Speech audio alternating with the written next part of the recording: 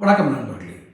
பெரிய அமைச்சர்களுக்கும், பெரிய அமைச்சரோ சின்ன அமைச்சரோ, அமைச்சர்களுக்கும் மாநில அமைச்சர்களுக்கும் சில முக்கிய மனிதர்களுக்கும் குற்றம் சாட்டப்படும் பொழுது ஒரு பெரும் சவால் காத்திருக்கும் இந்த புலனாய்வு அதிகாரிகளுக்கு. என்னவென்றால், அந்த சாட்சியங்களை புரல் சாட்சியாக மாறாமல் நீதிமன்றத்தில் நிரூபிக்க வேண்டிய ஒரு கட்டாயம் இருக்கும். இந்த சாட்சியங்களை ஒன்று விலைக்கு வாங்குவார்கள் அல்லது மிரட்டுவார்கள். இது நடைமுறையில் நிறைய வழக்குகளில் நம்ம பார்த்துருக்கோம்.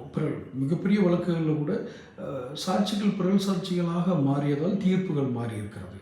இப்போ இவங்க ஒரு ஒரு 5 அமைச்சர்கள் மீது குற்றச்சாட்டு, ஒரு ஊழல் குற்றச்சாட்டு, ஆயிரக்கணக்கான கோடிகள் ஊழல் குற்றச்சாட்டுகள் வந்திருக்கிறது.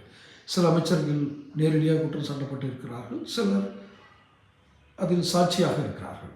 இப்போ இவர்களுக்கெல்லாம் ஆதாரமாக கிடைத்திருக்கும் ஆவணங்கள் அந்தந்த ஐஏஎஸ் அதிகாரிகளுடைய கையில் தான் இருக்கிறது. நாளை ஒருவேளை இவர்கள் நீதிமன்றத்தில் பிறல் சாட்சியாக மாறினால் இந்த வழக்கினுடைய போக்கை மாறிவிடும் என்பதால் முதலிலேயே இவர்களை பிறல் சாட்சியாக நாங்கள் மாற மாட்டோம், எந்த சூழலிலும் இது பிறல் சாட்சியாக மாறாது என்று முழு மனது அறிவோடும் இதோடு தான் சொல்கிறேன், நிதானத்தோடு தான் சொல்கிறேன்னு எழுதி வாங்குகிறாங்க. ஒருவேளை அதையும் மீறி மாறினால் அவர்கள் இப்போதே கடுமையாக எச்சரிக்கப்பட்டிருக்கிறார்கள். நீங்கள் பிறல் சாட்சியாக மாறினால் உங்கள் எதிர்காலம் மட்டுமல்ல, உங்கள் வாரிசுகளின் எதிர்காலம் சேர்ந்தே பாதிக்கப்படும் என்று. காரணம், இந்த முறை எப்படியாவது இந்த ஊழல் செய்த மனிதர்களை அப்புறப்படுத்திவிட்டு இந்த அரசியலில் தாங்கள் நுழைய வேண்டும் என்று தேசிய கட்சி விரும்புகிறது. இது சாதாரண விஷயம் அல்ல, அவர்களுடைய திட்டங்கள் வேறு மாறி இருக்கிறது. தொடர்ந்து பேசுவோம். சேனல் சப்ஸ்கிரைப் பண்ணி